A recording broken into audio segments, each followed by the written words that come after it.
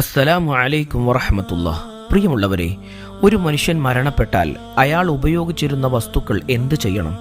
അയാളുടെ വസ്ത്രം, ചെരുപ്പുകൾ, വാച്ച്, വിരിപ്പ് തുടങ്ങിയ കാര്യങ്ങൾ പിന്നീട് വീട്ടിൽ സൂക്ഷിക്കുന്നത് മറ്റെന്തെങ്കിലും ബുദ്ധിമുട്ടുകൾക്ക് കാരണമാകുമോ?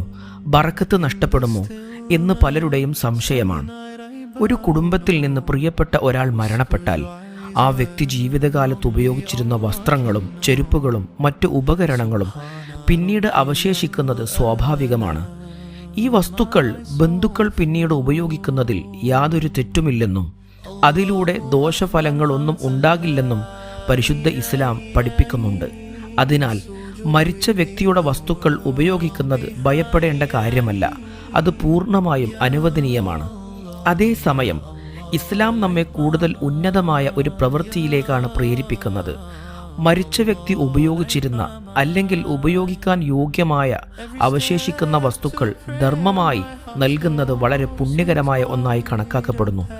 ഇങ്ങനെ ചെയ്യുന്ന സ്വതക്കയുടെ പ്രതിഫലം അള്ളാഹു മരിച്ച വ്യക്തിയുടെ ഖബറിലേക്ക് എത്തിക്കുകയും ചെയ്യുന്നു.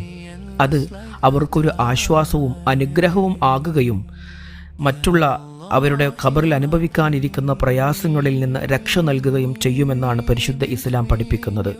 ഉപയോഗിക്കാതെ ശേഷിച്ച വസ്ത്രങ്ങൾ, ചെരുപ്പുകൾ, വാച്ചുകൾ എന്നിവയുൾപ്പെടെ ഈ ഗണത്തിൽ ഉൾപ്പെടുന്നു. ഇത് മരിച്ചവരോടുള്ള സ്നേഹവും പരിഗണനയും പ്രകടിപ്പിക്കുന്ന ഒരു നല്ല മാർഗവുമാണ്. എന്നാൽ ഈ വസ്തുക്കൾ കാണുമ്പോൾ പഴയ ഓർമ്മകളിൽ മുഴുകി ദുഃഖത്തിൽ അകപ്പെട്ട് സമയം കളയുന്നത് ഉചിതമല്ല.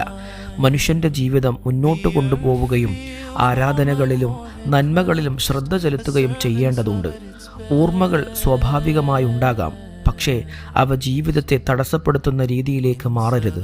അതിനാൽ മരിച്ചവരുടെ വസ്തുക്കൾ ഉപയോഗിക്കുന്നത് തെറ്റല്ലെങ്കിലും അവയെ ദാനമായി നൽകുന്നതാണ് കൂടുതൽ ഉത്തമമായ മാർഗമെന്നാണ് പരിശുദ്ധ ഇസ്ലാം പഠിപ്പിക്കുന്നത്.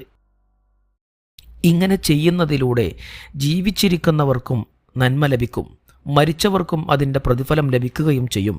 ഈ ബോധ്യത്തോടെ പ്രവർത്തിക്കാൻ അള്ളാഹു നമുക്കെല്ലാവർക്കും തൗഫീഖ് നൽകട്ടെ. സത്യം മനസ്സിലാക്കി ജീവിക്കുന്ന ആളുകളിൽ അള്ളാഹു നമ്മെ ഉൾപ്പെടുത്തട്ടെ. അസ്സലാമു അലൈക്കും വറഹ്മത്തുള്ളാഹി.